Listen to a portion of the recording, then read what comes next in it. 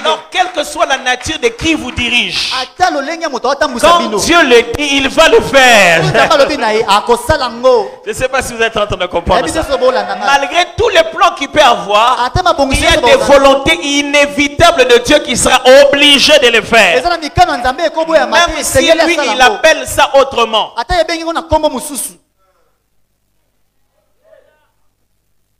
Alors, quand tu montes en responsabilité, ne blague pas avec les vies humaines. Quand ça demande de prier, prie. Vaut mieux pour toi ne pas juste faire fonctionner la volonté de Dieu inconsciemment. Vaut mieux pour toi collaborer comme Christ, qui passait toute la nuit avant de choisir le 12.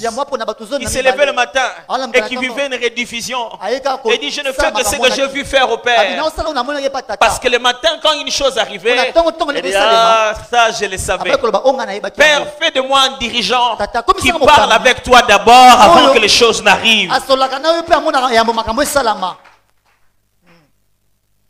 Parents, arrêtez de croire que les premiers responsables spirituels de vos enfants, c'est nous les pasteurs. C'est faux. C'est vous dont ils ont les sangs et les éléments héréditaires. Les premières alliances bibliques sont fondées dans la famille. Et l'église n'est qu'un développement de la famille. La première autorité spirituelle dans votre famille, c'est vous. Pas votre femme qui prie beaucoup. Vous le mari. Ma femme prie beaucoup. Donc ça, ce sont ses affaires. Non, non, non, non. C'est vous l'homme qui avez le droit d'offrir des sacrifices comme Job le faisait.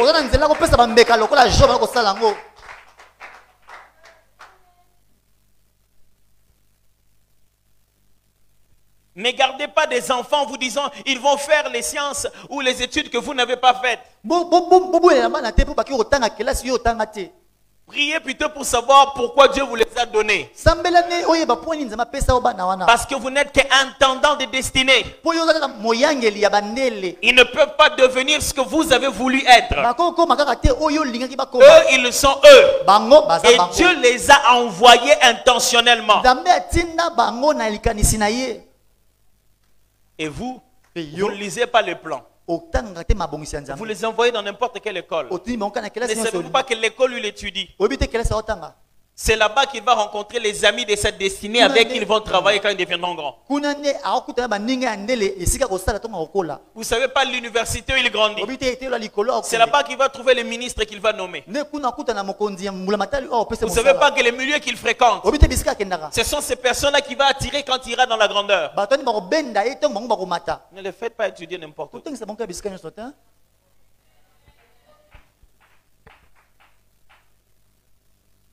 23. Tandis qu'il parlait avec eux, voici les Philistins de Gath, nommés Goliath, s'avançant entre deux armées, hors des rangs des Philistins. Pendant qu'il parlait avec ses frères, pendant qu'il s'occupait des autres, un Goliath, un certain Goliath, à ce moment-là, il venait depuis longtemps. Mais à ce moment-là, on dirait que Dieu organisait les choses pour qu'il vienne qu'à l'heure où Goliath arrive. Parce que David aurait pu arriver et repartir et n'avoir jamais vu Goliath et n'avoir jamais compris que depuis tous ces 40 jours ici, c'est ça qui arrête le problème. Il n'aurait jamais vu l'opportunité de se battre. Mais à ce moment-là, Goliath est arrivé. Si Dieu veut vous rendre leader, il causera le problème dont vous en serez la solution. Alors, ne vous dérangez jamais quand vous allez dans un contexte et vous sentez comme un problème s'est créé. Il ne s'est pas créé à cause de vous dans le mauvais sens, mais il s'est créé à cause de vous dans le bon sens. Okay. C'est-à-dire que lorsque vous entrez quelque part et vous ressentez que les défis deviennent difficiles, c'est-à-dire que la solution est arrivée. Vous voyez les choses dont vous vous plaignez dans votre famille. Pasteur, vraiment, notre famille, non, il y a beaucoup de blocages. Le jour où Dieu a voulu finir les blocages, il a conçu un bon plan. Et avec ça, ceci ont terminé. Et ce plan-là est né. Et ce plan-là est devenu vous. Vous n'êtes pas un problème, vous êtes une solution. Dieu n'a jamais ajouté un être humain sur la terre pour être un problème. Il en avait créé qu'un seul. Le jour où il en a ajouté un deuxième, c'était pour fixer le problème du premier. Il vit qu'il n'était pas bon que l'homme soit seul. Il lui fit une aide semblable. Écoutez-moi mes frères, si les policiers vont quelque part et qu'il y a un problème, ils devaient arrêter. Ils devaient intervenir. Et que le problème devient plus grave, on va envoyer l'intervention rapide. Je ne sais pas si ça existe toujours maintenant, comment on les appelle. Nous à l'époque, on les appelait les pires. Ils sont toujours là. On les appelle toujours pires. Ils n'ont pas changé. Ils sont toujours pires. Ok. Bon, je ne vais pas dire qu'ils sont toujours pires, je vais dire on les appelle toujours pires. On appelle des pires. Mais si on se rend compte que non, ce ne sont pas des civils, ce sont des rebelles, on envoie complètement l'armée. C'est-à-dire que le renfort doit être plus fort que celui qui se battait déjà. Les jours où Dieu a envoyé la femme, ce n'était pas pour nous envoyer une faiblesse, mais une force. C'est-à-dire que l'homme était en train de gérer l'humanité et il y a eu besoin du SWAT. Et Dieu a dit, je lui ferai une aide semblable qui s'appelle femme pour fixer ce problème. C'est pourquoi chaque fois qu'un homme essaie de gérer sans informer sa femme, ça finit toujours par mal se passer. Parce que la femme a été créée pour t'aider, pas pour recevoir un rapport comme les autres animaux. Elle est censée participer à la décision finale des faits. Non pas se faire informer à la fin.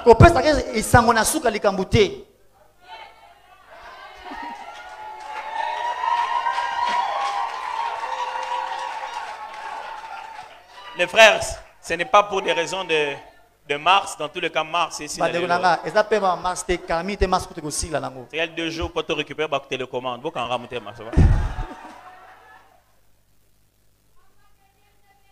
Amen. Mais en fait, c'est la vérité. Hein. Ça n'a pas besoin de féminisme ou quoi que ce soit. Parce que Christ, quand il est venu, en nous sauvant, nous tous, il nous a appelés femmes, épouses.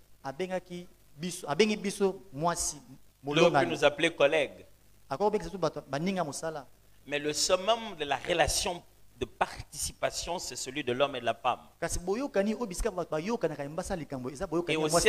au ciel, il ne nous a pas promis la place de la cuisine. Paul est clair, il a dit, nous régnerons avec lui.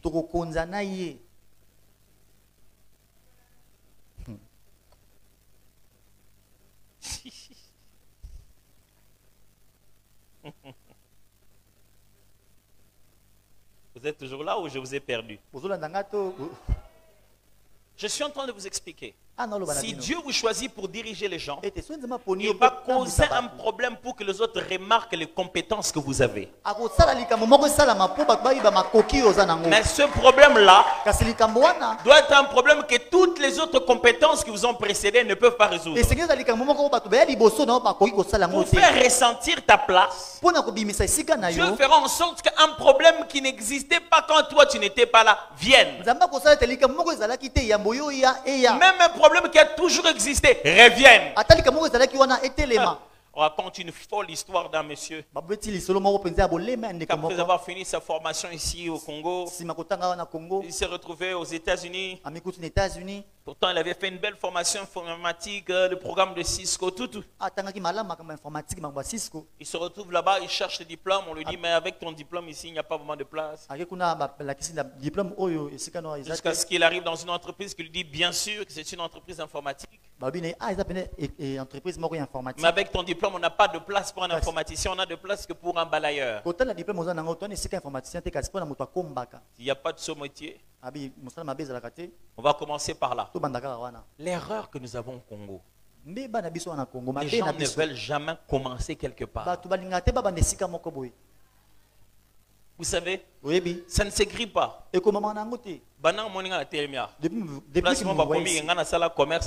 C'est écrit sur mon fond que j'ai vendu les chikwang. commerce, na fabrica kwanga. Non, je n'ai pas seulement vendu, j'ai fabriqué la chikwanga. Kimpuka. Le kimpuka. J'ai tout fait. Je l'ai ramené ici à Kinshasa.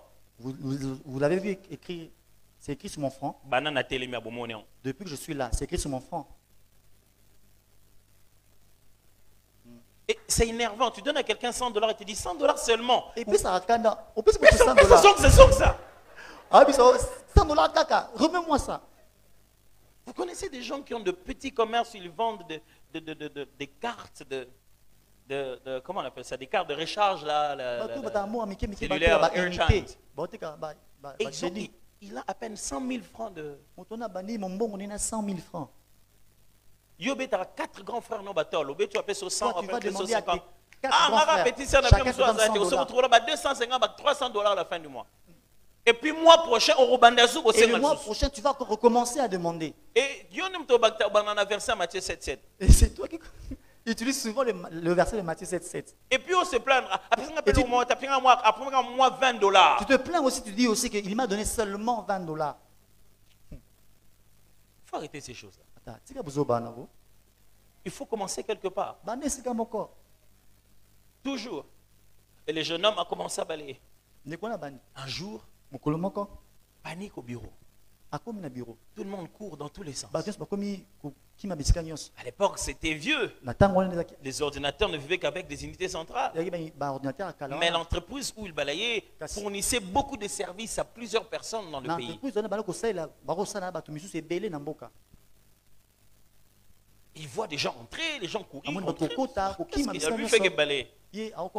Jusqu'au moment où le patron sort. Il dit celui qui va fixer notre problème. Il va devenir le responsable technique.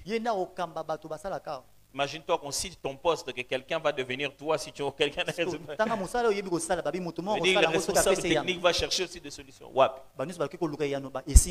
Et on voit les chefs en train de transpirer des coups de téléphone. Le coup de téléphone, c'est juste comme ça alors. Alors, les coups de téléphone, ils transpiraient. Les entreprises qui appelaient, si vous ne fixez pas ce problème d'ici 2 heures, on rend le contrat. Mais c'est quoi cette affaire? Le chef sort et dit, si quelqu'un résout ce problème, il devient le directeur ici adjoint. Mais les gars, pendant qu'il balayait, dans le coin, il demande aux gens, c'est quoi le problème? Il dit, bon, c'est pas vraiment un problème que tu comprendras. Il dit, mais c'est quoi quand même? On n'arrive pas à comprendre pourquoi les serveurs ne marchent pas. La machine centrale à laquelle on a connecté tout ça, ça marche pas. Ok, c'est bon. Il dit, mais on est en train d'essayer de trouver des solutions. Il dit, ok, est-ce que moi aussi je peux essayer? Il faut demander au directeur là-bas. Est-ce que moi aussi je peux essayer? Le directeur dit, franchement, au point où on en est quoi. Tout le monde peut essayer. Il va, il entre. Regarde. On essaye. L'écran était toujours noir. Mais qu'est-ce qui se passe? On a tout essayé. L'écran était toujours. Rien n'espère. On faisait des codes, des raccourcis. Il a fait tout ce qu'il a appris à l'école. Frère, vous ne devenez pas leader à cause de ce que vous avez appris à l'école. Dieu vous rend capable d'influencer les autres à cause de l'onction qu'il met sur vous. Écoutez-moi. J'ai besoin de le dire à la négative pour que vous puissiez comprendre ça. Si c'est qu'on avait à l'école suffisait, pourquoi les premiers de la classe sont francs-maçons? Non, ils sont devenus francs-maçons. Parce qu'eux là-bas, ils ne prennent pas les derniers de la classe. Hein? Si ce qu'on avait appris à l'école suffisait, pourquoi les plus intelligents vont toucher aux fétiches? Parce que ce n'est pas ce qu'on a appris à l'école qui suffit. Pour diriger les hommes, il faut être animé d'un esprit supérieur. Alors ce qui arrive ici, c'est que les jeunes hommes essayent. La même chose que tout le monde a appris à l'école. Ça ne marche pas. Il a dit, ben, est-ce que vous pouvez me laisser même 2 minutes seul? Parce qu'il voulait prier. Il a commencé à parler un peu là-bas. Il a commencé à parler en langue. Mon frère, si cette histoire de parler en langue, ça ne servait à rien. On a dû attendre 50 jours pour que ça vienne. Si ça n'ajoutait aucune valeur et que c'était optionnel. Mais pourquoi il a donné? Pourquoi? Le gars, il a commencé à prier en langue. Tous les blancs se sont dit, bon, il est en train d'invoquer des gris-gris à l'africaine. Il parle des langues qu'on ne connaît pas.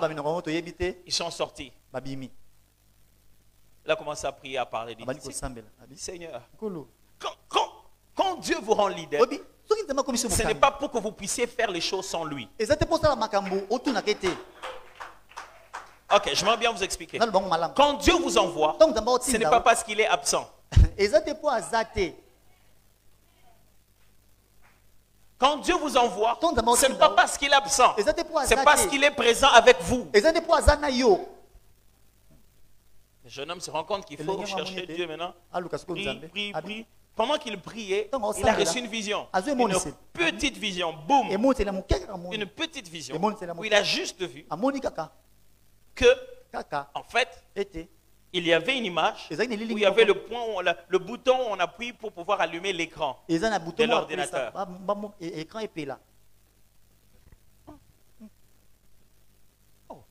C'est quoi cette vision? Il va d'abord faire les fenêtres. Il ferme les stores pour que les gens ne voient pas ce qu'il va faire. Il dit non, ça ne peut pas être ça quand même. Ces gens, ce sont des professionnels. Quelqu'un a oublié d'allumer juste l'écran. Il est revenu. Les claviers allumés. Vous savez, à l'époque, les ordinateurs, il fallait tout allumer. Hein?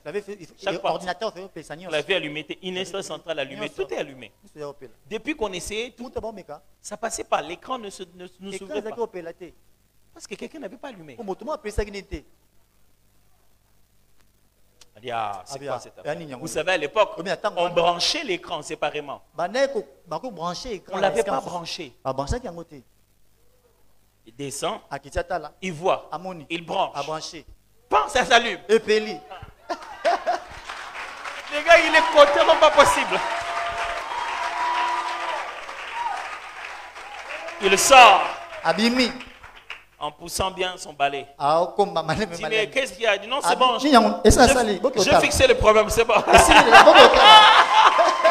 Frère, Goliath, il est géant pour eux, mais toi, tu as avec toi le roi des rois, le seigneur des seigneurs. Dieu sortira Goliath. Pendant qu'eux, ils ont peur de Goliath, toi, tu te dis, tiens, Goliath, il est tellement gros. Quand j'ai essayé ça avec les lions, il bougeait trop. Quand j'ai essayé ça avec l'ours, il bougeait trop. Mais la tête des géants, de Goliath, elle est tellement grosse que ma pierre ne va pas le rater. Il s'est dit, hé, Goliath. Vous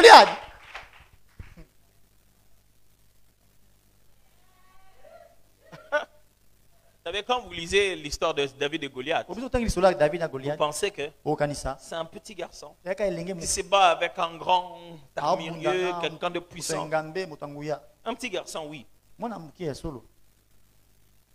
Mais ce que David est en train d'utiliser, ce n'est pas une lance, c'est une frange.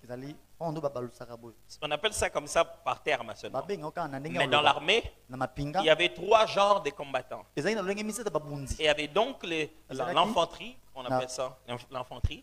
Bon, on a les enfants, on appelle ça l'infanterie. Mais c'est ça, on n'en a peut-être pas dans notre terme. Mais ceux qui se battent entourés d'armure et tout, avec épée, ainsi de suite. Et puis il y avait des archers, ceux qui se battaient à distance. Il y avait ceux qui se battaient justement avec des franges, qui lançaient cela de manière très ciblée. À une certaine distance, cette chose peut vous atteindre ou faire très mal. Mais la distance calculée entre David et Goliath à peu près, ça donnait à cette pierre-là une vitesse d'une arme de peu près dans 50 mm d'arme. c'est comme si on le tirait. Et le genre d'écailloux qu'il a pris à cet endroit-là, qu'il a pris dans l'eau, leur fabrication, leur matière, était intentionnelle. C'était les cailloux qu'on prenait parce que ça pouvait facilement percer la peau. Il ne s'est pas juste battu contre un berger. Il s'est juste battu contre un guerrier, mais d'une autre stratégie. Parce que Goliath demandait qu'on lui envoie aussi quelqu'un avec qui ils vont se battre de corps à corps. Et il ne s'attendait pas à ce que quelqu'un vienne avec cette stratégie-là. Et Goliath est en train de l'appeler, il dit viens, je vais livrer ta chair aux oiseaux. Il dit est-ce que je suis un chien? Tu viens devant moi avec des bâtons, ainsi de suite. Goliath attendait qu'on se batte en se tenant. Il dit on ne va pas se toucher.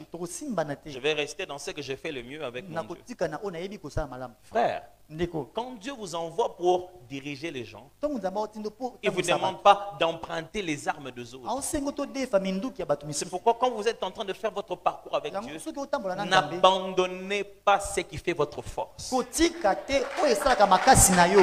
Saül a dit, Saül, quand il a su que Goliath demandait une guerre, un combat, il a fait porter à David la tenue de tous ceux qui fonctionnent dans l'enfanterie.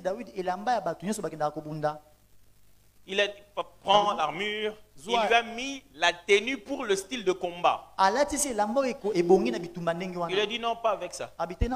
Je ne me battrai pas à sa manière. Frère, quand vous dirigez les hommes, ne vous battez pas à leur manière. Quand ils ne parlent, taisez-vous.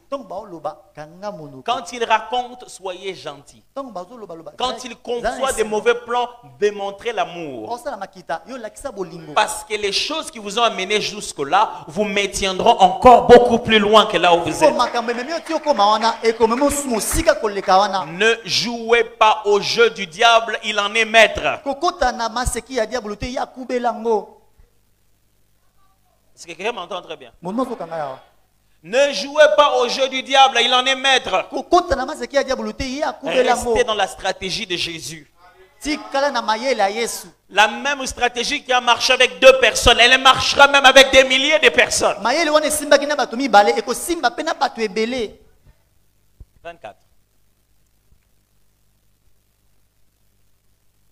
Tandis qu'il parlait avec eux, voici les Philistins de Gath, nommé Goliath, s'avança entre les 2 armées, hors des rangs des Philistins. Il tint les mêmes discours que précédemment, et David les entendit.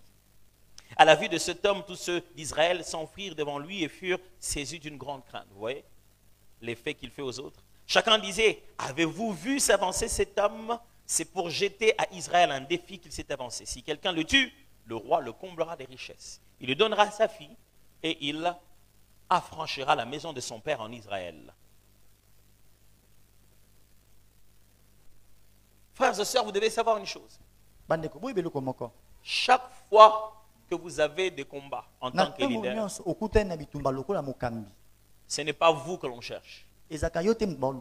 C'est les gens qui sont derrière vous que l'on cherche. Quand vous devenez un influenceur sous n'importe quelle forme, sachez que vos victoires sont les victoires de ceux qui sont avec vous. Mais sachez aussi que vos échecs sont aussi leurs échecs. Vous savez, quand un esprit de mort entre dans un couple, dans une maison, premier effet qu'il produise, c'est l'incompréhension entre les parents. Des fois, on ne comprend pas comment le monde spirituel fonctionne. Parce que quand un esprit de mort arrive, c'est pour donner la mort physique. Elle doit commencer à causer mort dans toutes sortes de parapluies qui couvrent son objectif.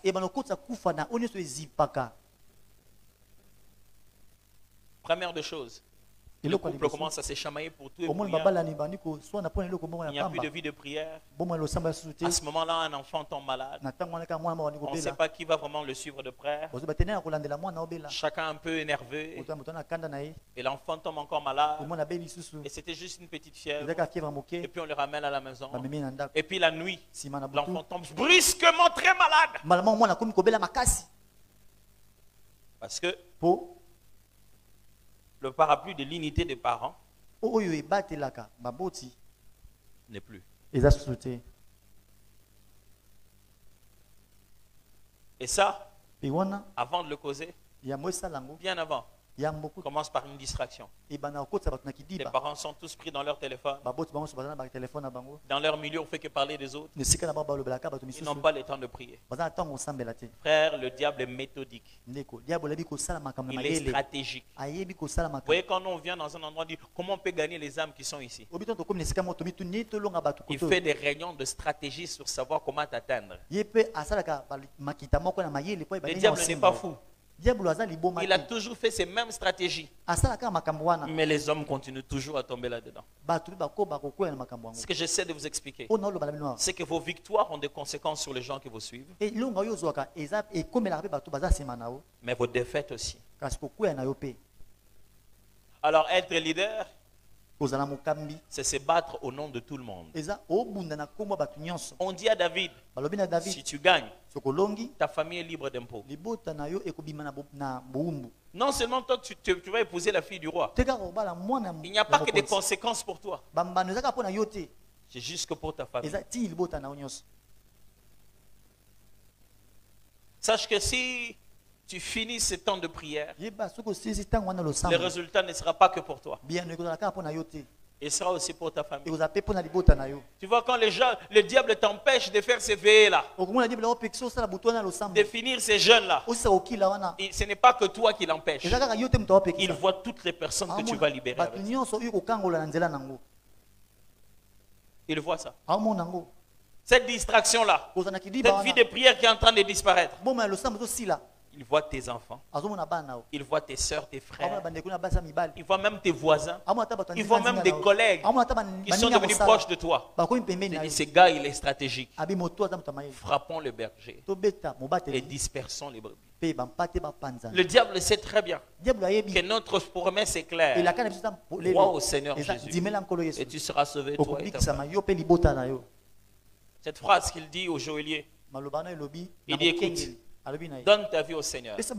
C'est comme ça que tu vas garantir même la sécurité de ta famille.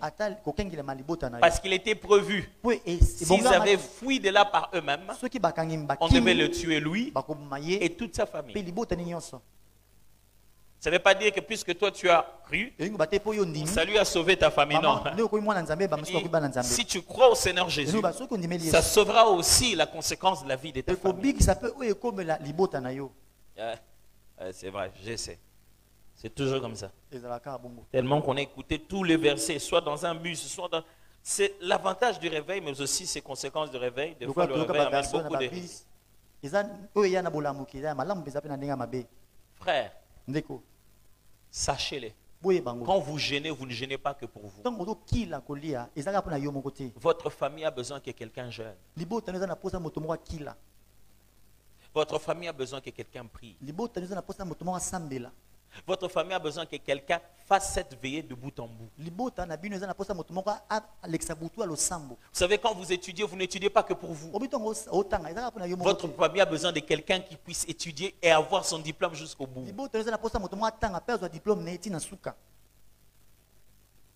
Il y a des gens qui attendent que vous souffrez pour avoir ces diplômes. Et il y a des gens qui attendent que vous puissiez souffrir pour que vous puissiez prier comme vous êtes en train de le faire. Vos résultats seront le résultat de tout le monde. Des fois, quand vous êtes leader, vous obtenez la victoire pour tout le monde. Et eux, ils commencent d'abord à jurer de ça, même avant vous.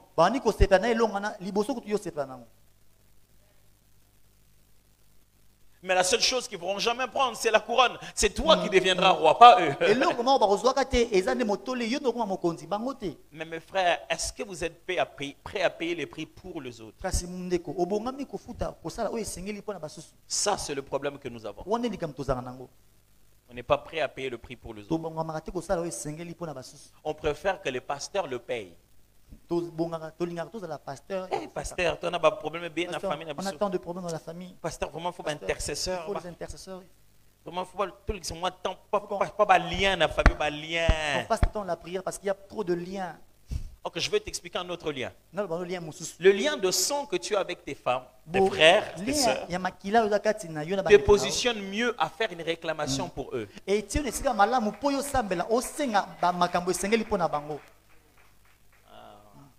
Très important de savoir ça. Il n'y a pas que les réclamations ce que vous pouvez réclamer par votre appartenance peut complètement changer votre vie. Je connais un monsieur. Il priait. Il avait des problèmes dans sa famille. Il y avait beaucoup de problèmes. Il priait. Mais quand il priait, ce qui arrivait à ses autres sœurs, frères, ne lui arrivait pas à lui. Il n'avait pas les mêmes problèmes. Donc il combattait des esprits, des familles. Mais il voyait que bon, je vois ça chez les autres. Mais chez moi, je ne le vois pas. Jusqu'au jour où il découvre qu'il n'est pas membre de cette famille-là. Et donc les scénarios qu'il voyait chez les autres n'étaient pas chez lui. À partir de ce moment, il commence à comprendre maintenant ces vrais combats qu'il avait mais qu'il ne voyait pas. C'est dit, c'est pourquoi je ne suis pas comme eux. C'est pourquoi il y a ça. Vous êtes mieux positionnés, mes frères, à prier Dieu pour vos frères et sœurs que nous.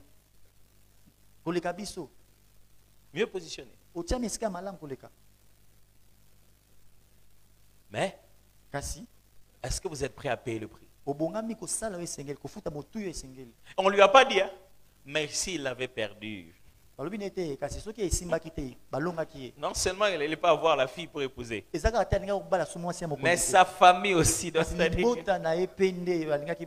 Il allait aussi ravager tout le monde. Mes frères, est-ce que nous voulons vraiment la victoire de nos familles? Alors, ne les laissez pas entre les mains de jeunes, des inconnus. Pasteur, vous êtes intercession peut-être 3 jours. Il faut qu'on intercède, on passe 3 jours en jeûne. Pourquoi le pasteur doit jeûner pour vous? J'ai même entendu des gens dire intercession, moi café, tout ça. C'est quoi, sponsoriser la prière? Ça ne te demande pas de faire 20 heures de prière. Ça te demande juste de descendre dans la vallée. C'est-à-dire, si ça demande de prier, moi je veux prier. Un jour, je me suis rendu compte de ces choses. J'ai décidé de faire 30 nuits de prière quand j'étais dans la famille à la maison. 30 nuits, je vivais bien mes journées, mais la nuit je ne dormais pas prier. Et vous savez, si vous êtes Salomon,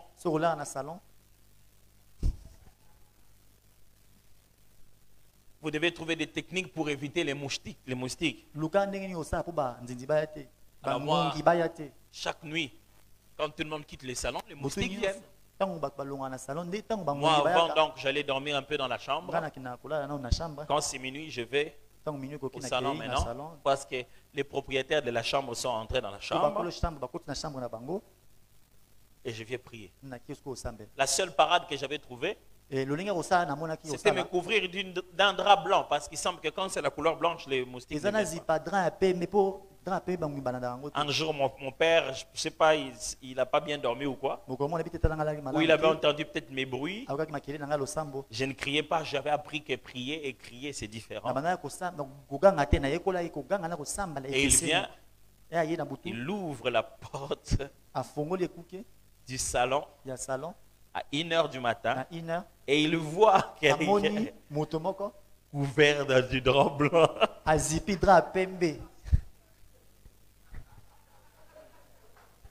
Le matin, pendant que je dormais encore, il ne savait pas que j'étais réveillé. Il appelle tous mes frères.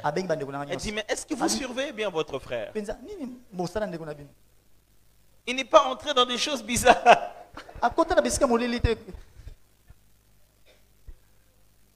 Ça énerve. Tu as envie de dire, moi je prie pour vous, vous pensez comme ça pour moi. Les gens ne vous diront jamais merci comme il se doit. Vous devez déjà oublier ça. Oubliez ça. Oubliez ça. Ne cherchez jamais la gratitude de l'homme. Quand vous avez glorifié le Seigneur, n'abandonnez pas votre mission parce que les gens ne vous ont pas dit merci. Jamais. Faites juste ce que vous devez faire. Je vais faire ça, tout ça pour mon fils. Demain, c'est une jeune fille qui va venir la prendre. Ah ben oui. Dès que tu auras fait tout ça, dès qu'il va commencer à travailler, il passe à cette jeune fille. C'est ça ton devoir. Tu as fait ta part. Soit dit en passant. Toi aussi on t'a pris, non? Tu as eu aussi une mère, non? Ton mari, il a eu aussi une mère, non? Toi, tu te plains aussi que ta belle-mère, elle s'ingère trop dans ta famille. Sachez que tous ceux qui ont une belle-mère sont potentiellement des belles-mères.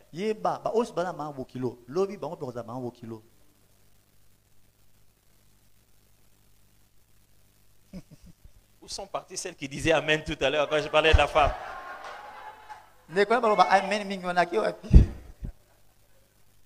Mes frères, c'est ça notre responsabilité. On chassera des démons. On priera pour le quartier. Et ça va bénéficier des gens qui vendent ici. Et qui ne savaient même pas quel genre d'esprit régnait en cet endroit. On n'est pas venu pour que chaque avantage aille directement vers nous. On est venu pour éclairer. On est venu pour être une lumière. On est venu pour influencer. Frère, Dieu vous a appelé pour influencer. Et il s'en fout de votre âge. Il s'en fout de votre diplôme. Il s'en fout de votre capacité de parler. Vous imaginez que Dieu envoie un bègue parler en son nom. Dieu trouve ton porte-parole. Prends celui-là qui ne sait pas parler. On dirait que Dieu, il fait ça exprès. Il choisit toujours les gens qui ne sont pas dignes. Alors quand on te dit, ah, tu n'es même pas digne, moi je fais ce que j'ai dit. Si quelqu'un trouve en toi de l'indignité, si quelqu'un trouve que tu n'as pas tout ce qu'il faut pour faire ça, dis-lui, l'Éternel comble ma taille entre moi et Goliath. Si nous sommes géants de la même manière, ma victoire n'aura pas d'exploit. Si tu as la même taille que Goliath, votre combat va passer inaperçu. Il est important que toi tu sois court. Si tu as l'impression que les choses que je te dis sont très difficiles à réaliser, c'est qu'il s'agit vraiment de toi. Si tu as l'impression que les choses que je te dis, ça va te demander beaucoup d'efforts, c'est que tu es vraiment le choix de Dieu. Parce que là où toi tu te limiteras, l'Éternel fera tout le reste. Il sera la justification pour laquelle Dieu sera la justification pour laquelle un court a battu un géant. Au nom de quoi? Comment un court a battu un géant? Comment un petit a gagné un grand? Qu'est-ce qu'il avait? Il était clair. Il dit, tu viens vers moi avec des lances et des javelots, mais moi je viens vers toi au nom de l'Éternel. Vous savez, quand on grandissait, on savait que quand vous allez à Matete, tu vois un petit bout d'homme en train de venir et qui te menace, ne touche même pas. On l'a envoyé.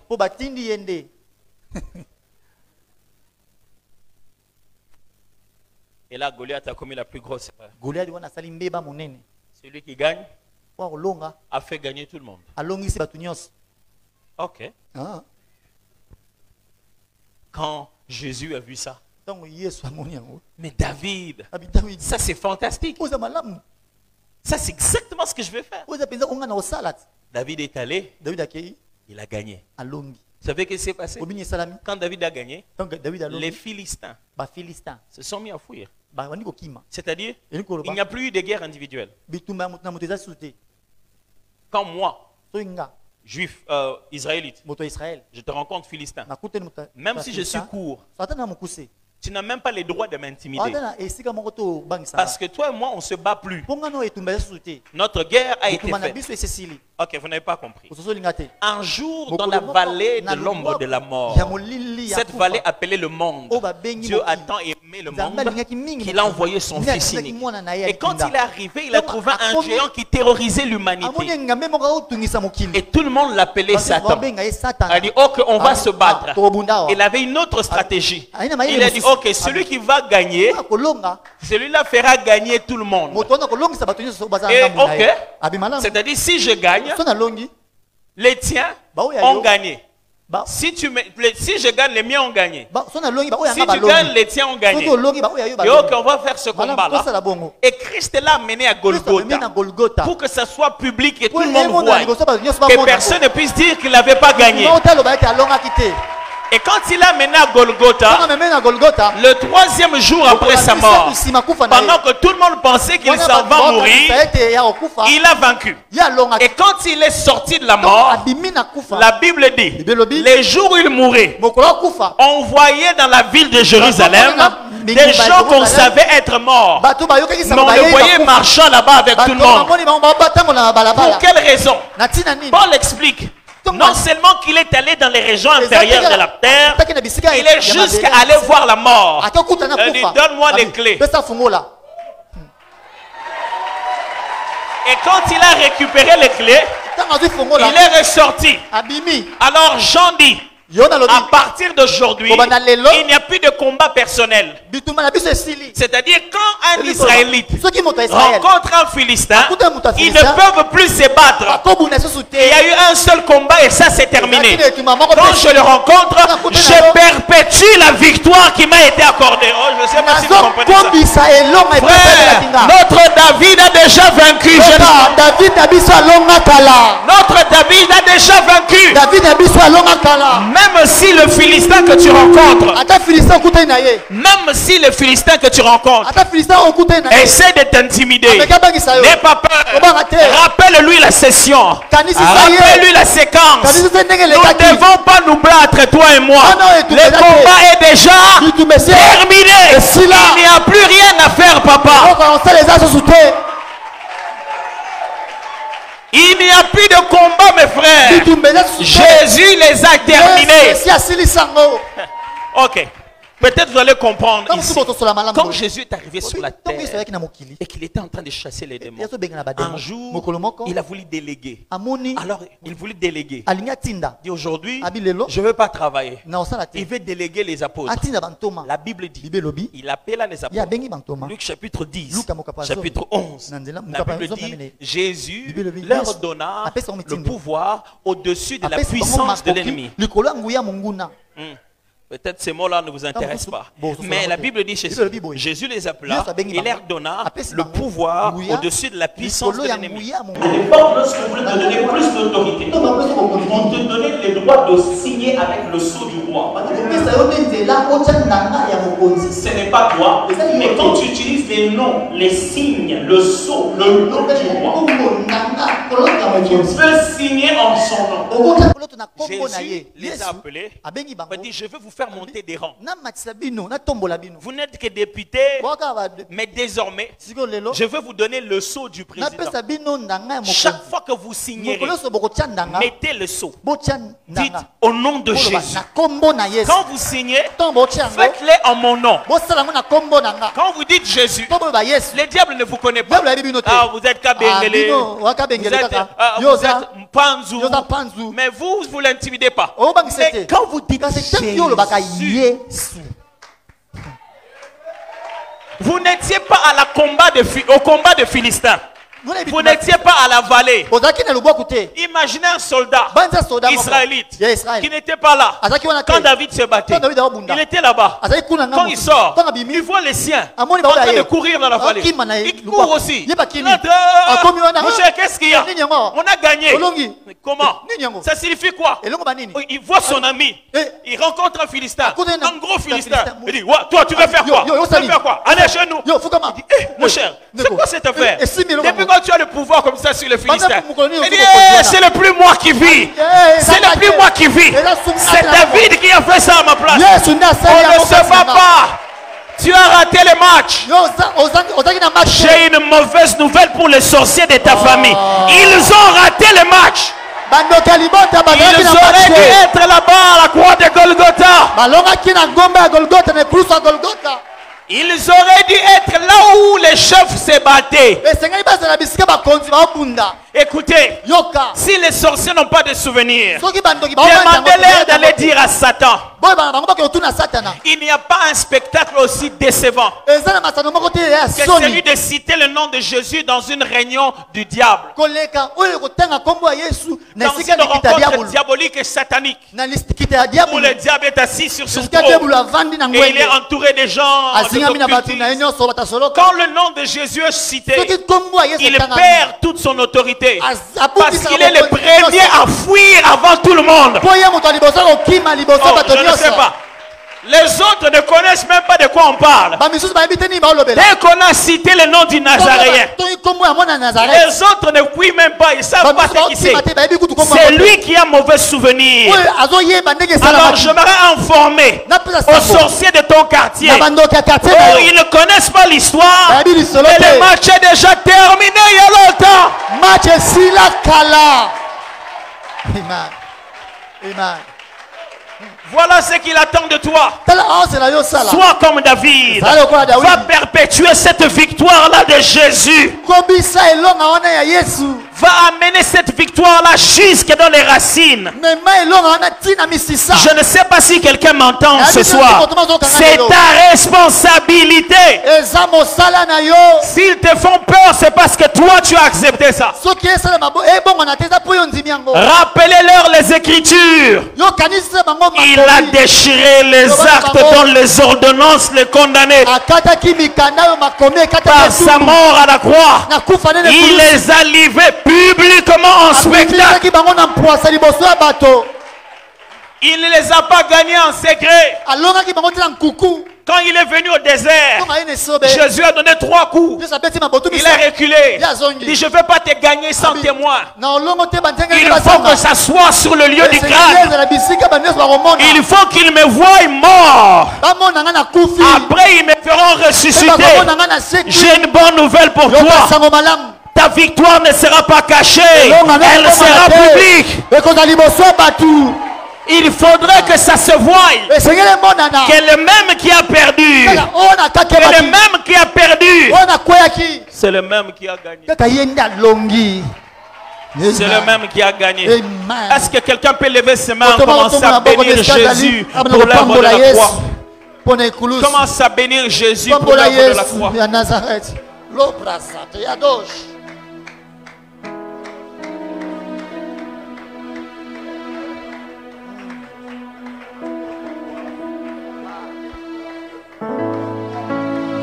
Toe kotombola Yesu Yesu Toe kotombola Yesu Yesu Biso toe kotombola Yesu Yesu Toe kotombola Oh, biso toye kotomola Yesu, Yesu Asolo toye kotomola Yesu, Yesu Asalina boma Yesu Hallelujah Yesu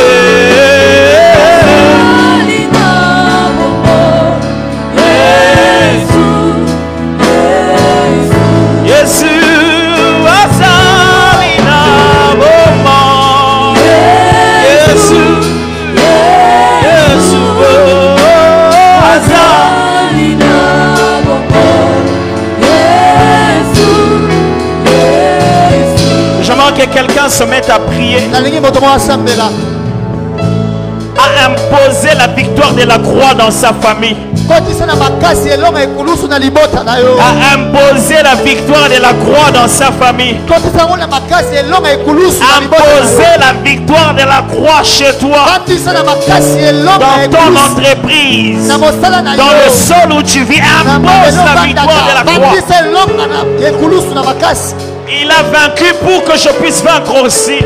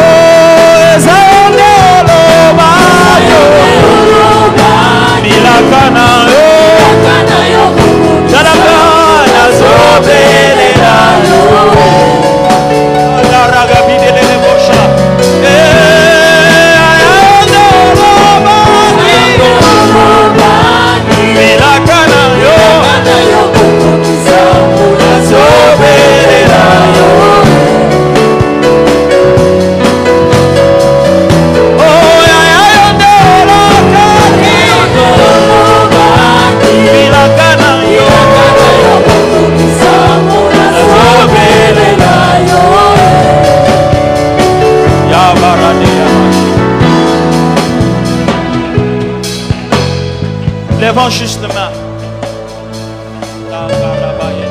Levons juste légèrement nos mains. Je vais prier pour nous tous. Père de gloire. Tata.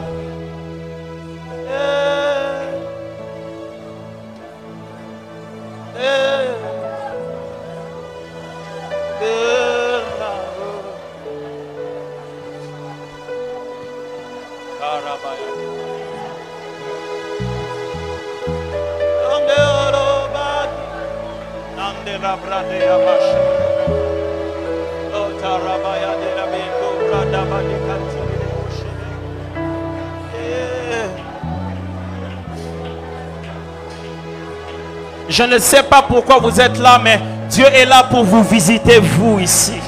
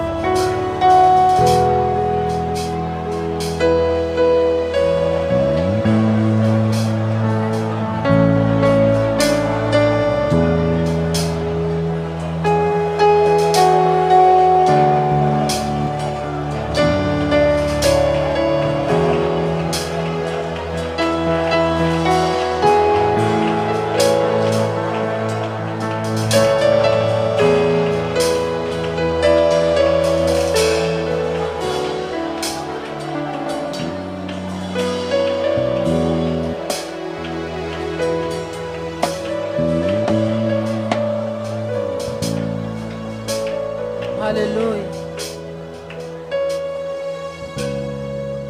Jésus, Jésus. Merci pour l'œuvre de la croix. Merci pour l'œuvre de la croix. Ta venue nous a sauvés. Ta venue, Seigneur, c'était pour notre salut. Tu as porté sur toi nos infirmités, nos maladies. Et c'est par tes meurtrissures que nous avons été guéris. Tu es monté à la croix, tu as dit tout est accompli. Il n'y a donc maintenant aucune condamnation pour ceux qui sont en Christ. Alors nous déclarons ce soir, il n'y a plus donc aucune condamnation pour ceux qui sont en Christ. Tu as vaincu la mort. Tu as vaincu la maladie. Tu as vaincu les péchés. Tu as vaincu les liens de famille. Tu as vaincu les malédictions de famille. Tu as vaincu ces choses qui sont devenues des cycles dans les vies. Tu as vaincu. Tu ne t'es pas arrêté là. Tu nous as donné ta victoire. Tu nous l'as donné. Tu nous l'as donné. Tu nous as donné tout pouvoir. Non, comme le pasteur l'a dit, pas le pouvoir en pouvoir, tu nous as donné l'autorité. L'autorité. Peu importe qui je suis. Le fait que j'ai Jésus, le fait que j'ai cette autorité qui m'a donné, tout genou fléchira, tout genou fléchira, toute langue confessera que nous appartenons à Dieu. Les sorciers proclameront que nous appartenons à Dieu. Ils s'agitent là où ils sont, ils bougent là où ils sont, parce qu'ils reconnaissent que nous t'appartenons. Alors je déclare ce soir la victoire sur le diable ce soir dans nos vies. Nous proclamons la victoire sur le complot des hommes. Nous déclarons ce soir la victoire sur les choses qui ont été faites contre nous. Nous déclarons la victoire. Parce que nous l'avons. Alors nous la déclarons ce soir sur nos vies, sur tout ce qui nous appartient. Tous les domaines de nos vies. Au travail. Dans les couples, dans les foyers, dans la vie des enfants. Nous déclarons la victoire de Christ. Même là où ça commençait à tanguer, les choses deviennent stables. Les choses deviennent stables. Les choses deviennent stables. Oh Seigneur, merci. Merci pour chaque personne ce soir. Seigneur, merci parce que ce soir tu as changé nos vies. Nous croyons qu'à chaque fois que nous venons dans ta maison, c'est pour avoir un plus.